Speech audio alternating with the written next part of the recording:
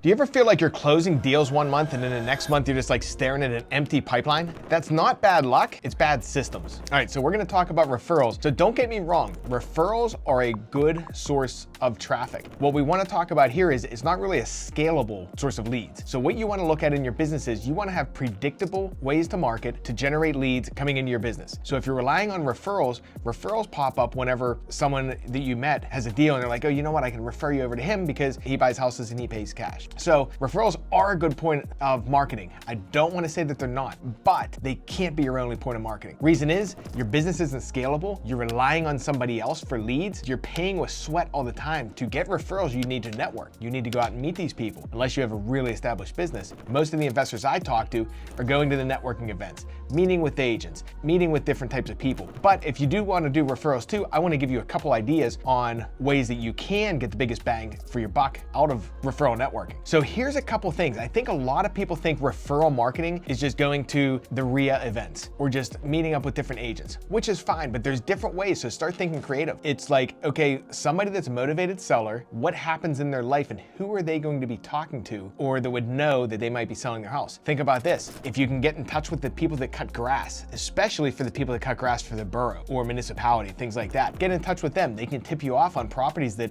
they're getting called in to cut the grass for. Estate sales, network with people with estate sales. Sometimes that's too late by the time they're having the estate sale, but network with them. You can network with attorneys. That's a good one too, especially like probate attorneys, things like that, because they are trying to close out the probate and they don't have any interest in the home. So they can refer it over to you if you can close the deal and then you can build that relationship with them. I do know some other people too, they'll network with wholesalers. So a lot of wholesalers are good sources of leads, especially if you're flipping. A lot of people think, oh, I don't want to pay the wholesale fee. A lot of times it makes sense. So some investors I know, they'll actually host events and pay for drinks and food and everything. And they'll invite all these people to the event. Do them once a quarter or something like that. You invite all the grass cutters, attorneys, you invite real estate agents, you invite all these different kinds of people. Like think about it, dumpsters. When a lot of people are cleaning out houses, like they're getting ready to move or their parents just went into a nursing home, they have all this stuff. Partner up with the dumpster places. There's different types of dumpster rental. You got dumpster rental for construction, but then you got dumpster rental for house cleanouts. You want to find those people that are doing house cleanouts. So different referrals there. But the thing is, it's still not a stable source of income. You do want to do referrals, but you want to make sure that you're doing other things also, which we're going to get into.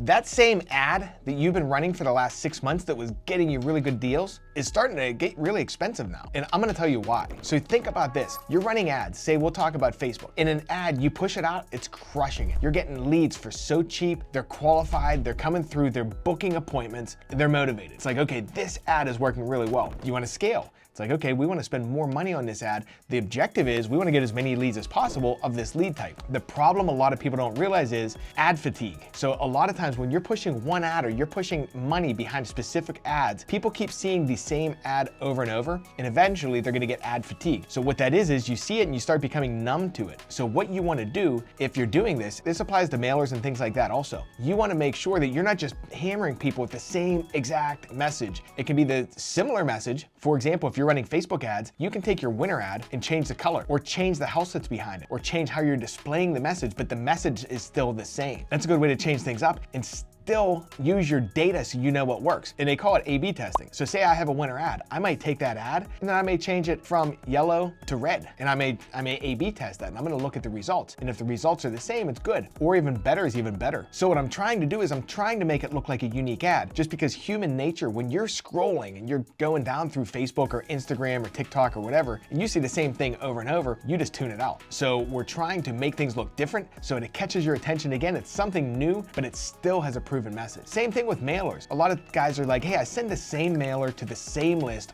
all the time. And maybe that works and you're gonna get the biggest ROI on that first drop. But maybe the second one has diminishing returns, third one, fourth one, fifth one. Think about changing your messaging. Take what works and tweak it a little teeny bit and then look at the data and keep iterating. You want things to feel fresh. You don't want to be sending the same message to the same people over and over because eventually they're gonna tune it out. And while we're on that topic, on messaging too, sometimes take your messaging on one platform and try it on another. So something that works on Facebook or Instagram, some of that messaging is probably gonna relate to people indirectly direct mail or in YouTube or in TikTok. So take it and test it across your different platforms and keep looking at your data so it doesn't become stale, but you can also use what works on different platforms and hit people different ways. This brings us up to a bigger issue: predictability versus randomness, not magic. Here's what I mean. All right, so when everyone gets in business, it's always gonna be random. Just because you're just trying things out, you're figuring out, okay, I'm trying this and does it work? And then, okay, I'm gonna try that again. And in the beginning, it is gonna be random, but what that causes, it causes a lot of stress and bottlenecks. It's like, you don't know where your next deals are coming from. Some things are working, but it's not predictable. So it's like, okay, I got 3 deals last month. This month I got 0. Like, what am I gonna do? You're kind of just at the mercy of the world and things you're doing, and you're paying with a lot of sweat. You're just doing a lot of equity, kind of grasping at straws. But look, that's how everyone starts. I've done it, you've done it. So we do need to start there, but we need to be aware of it. And then once we start building a business, we want to create predictable systems. Now, here's what I mean when I'm talking predictable systems. I'm talking about getting a CRM, tracking your KPIs, building a team when you're ready, but also building the team of the right people. So even hiring people, you want to have a system there. You want to have a system. We use predictive index. So here's how our system looks. It looks like we put a job, we use wisehire.com. We put a job up on there. People apply to the job. We send an autoresponder back to them saying, thanks for applying to our job. Here's a link. Please fill out for predictive index. Basically, what we're trying to do is we're trying to give them an obstacle to jump through to apply for the job, right? So once we do that, they fill out the predictive index. That triggers another email to go out to them saying, hey, thanks, that's really great. We got your predictive index profile. Can you send us a Loom video answering these 3 questions on why you think you're a good fit? So that's what I'm talking about. Things like that when I'm talking about systems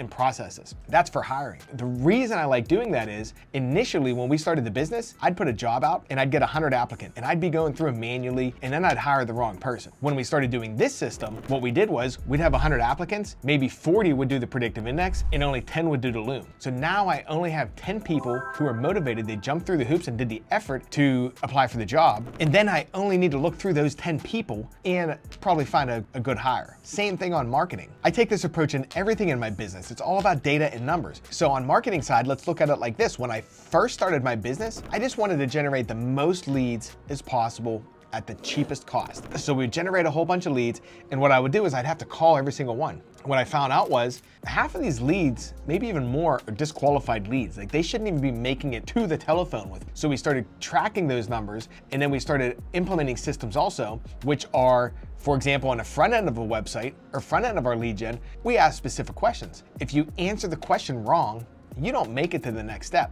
So if we ask you if you're a motivated seller and is your house listed on a market, if you put yes, you're just instantly disqualified. We don't talk to you, we don't do anything. You don't get any of our marketing messages. But on the other hand, if you say your house is not on the market, you want to sell ASAP, you inherited the home, you jump to the top of the list. And what we do is you do that on your form. It's called conditional logic. You can have different outcomes in different pages. Maybe you show a calendar link to the really hot leads, and you just show a regular thank you page to the other, and you have your lead manager go and vet them. And here's the thing, when you're building these predictable systems, you want to look at the data, because now you have a system. How many leads came in? How many of those were MQL, like marketing qualified leads? How many of those turned into sales qualified leads? How many turned into a contract, and how many closed? And then you can see if you have a whole bunch of leads, but most of them are disqualified, they don't turn into an MQL, you might have a message problem or you might have a landing page problem. But if you have a bunch of MQL leads that come in and are not SQL, you can see the different bottlenecks. Same with if they're not booking appointments or if they're not showing up for appointments. You can look at every single thing, and if you have a predictable system bringing people in,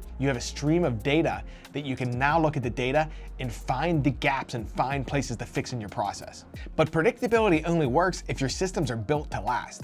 Now, the best investors, they don't get lucky. They engineer their pipeline. So here's what I see with a lot of the seasoned guys doing multiple deals per month. They're not relying on one marketing channel. They've learned, they've been burned, and what they're doing is, you think about marketing like a chair. You don't want to be sitting on a chair with one leg. You want to be sitting on a chair with 4 legs. Like the more legs you have around a chair, the more stable it is. So what I find is, when investors are newer in the business, they're gonna try one marketing channel. Let's talk about direct mail. So maybe you tried direct mail, you have a couple good months, but then it dries up. You're not getting deals. A lot of guys pull back and they take their money back from direct mail and they put it somewhere else. And then 6 months later, they look back and they're like, you know what? That mail I sent 6 months ago made me a ton of money. I didn't know it at that time because it took me 6 months to close the deal and even get the lead in. So what I'm seeing is I'm seeing a lot of investors, especially the seasoned guys, they have multiple marketing channels going. They're doing SEO, they're doing Google ads, they're doing Facebook ads, they're doing direct mail, they're doing TV, they're doing pay-per-lead. Some of them are doing radio. Like they're doing all kinds of different marketing because some months are gonna be great on some channels, some months are gonna be great on the other channel. And you gotta be able to ride those waves, one channel being not so hot. And the other thing I see people doing too is everyone's talking about the hot months. And they're like, oh, well, what do we do in the slow months? And some guys are like, hey, do we pull back our ad spend? Say for example, on Facebook, it's like in the winter, do we pull back on our ad spend? And that's a mistake when you do that. The reason is you might not get a deal in that month. It might be a little bit longer. I don't know many sellers that are really looking to sell their house the week of Christmas, but they're looking and they're filling out forms. And once the holidays are over and they don't have to entertain people or deal with all that kind of stuff, they're looking to sell their house. So if you cut your marketing in those slow months, your 3-month future self is gonna be hurting. So think about that. It's like you got your future self who's like, oh boy, this really sucks. I gotta pay the marketing expenses. But your future self is gonna be thanking you. You got those deals because you planted the seeds now. And make sure to plant the seeds and diversify. You don't want all your marketing dollars in one channel, just because if that dries up, then you're kind of screwed. You can't really ride the waves then. And also, while we're talking about that too, we still wanna look at our KPIs and adjust strategically. So here are a couple of things you wanna look at on your KPIs while we're talking about that. A lot of people look at cost per lead. And cost per lead, it's a good indicator up front, but I wouldn't really look there. You're gonna wanna look at the cost per qualified appointment that you get, cost per contract, and most importantly, cost per closed deal. That's the number that matters. The problem looking at cost per closed deal is sometimes you got a 6-month window before you can even get to that number. So you have to look at the cost per appointment, cost per contracts up front to get an idea. So during the slow months, I'm not saying just run ads blindly, even if you're losing your shirt. Run ads, look at your KPIs, adjust accordingly, but try to diversify. Try to have multiple marketing channels going so you have different things going, and if something happens in the market or something happens in the world that affects that one channel, you're not screwed with no leads coming in. And here's one of the biggest things that I see are deal killers. It's having one dispo strategy. So the guys that I see closing tons of deals, they're able to sit down with a seller and have a conversation saying, hey, you know what? I know you're having a problem. You need to sell your house. I'm gonna help you. And it doesn't matter. It's not like I'm gonna help you because I can wholesale it and I need it 70 cents on a dollar. It's like, I'm gonna help you. What's your situation? What are your goals? How can I help you out? And they have a toolbox. They can do flips. They can do novations. They can wholesale the deal. They might be a licensed real estate agent. They can do sub too. So if you're sitting with a seller, you don't have to think, oh, you know what? I have to use a sales pitch to try to get them to give me the house at a super bargain discount. It's you could have more of a conversation on, hey, I know you're looking to sell your house. I know you want to sell it fast, but do you need top dollar or are you looking for it to sell it fast? If you need top dollar, we can help with this strategy. But if you want to sell fast for cash, I can help here too. I can't give you as much money that way, but we can close in 7 days. And you're just having those conversations with sellers. And I see a lot of guys just get pigeonholed. They're like, you know what? I can only do one way. And I get it. When you're first starting out, you're not going to have all these different ways to do things. You don't have hundreds of thousands of dollars sitting around to flip. But what you do have is you can wholesale a property and you can also hook up with a real estate agent that if somebody wants too much money, you can send them over to those people to help them out while you're starting, or you can learn how to do novations, things like that. So what I see is smart investors, the guys doing a lot of deals, are making sure they have a lot of tools to be able to help these sellers sell their house. They don't want to sit with a seller that really wants to sell it. If you can't figure out the numbers exactly, you lose that deal to the guy next door who does have all those systems and processes and team built out. Just to recap, those are the 5 biggest things that I see with real estate investors, why their deal flow's like drying up, and ideas on how you can fix each one of them if you're in that situation. And here's what we did too. We put together a deal flow checklist. Basically, you can go and audit your pipeline to see which areas you need help with or can tune them up. Totally free, links in the description, go ahead and grab it. If you want a partner that helps you build consistent deal flow, that's exactly what we do at Motivated Leads.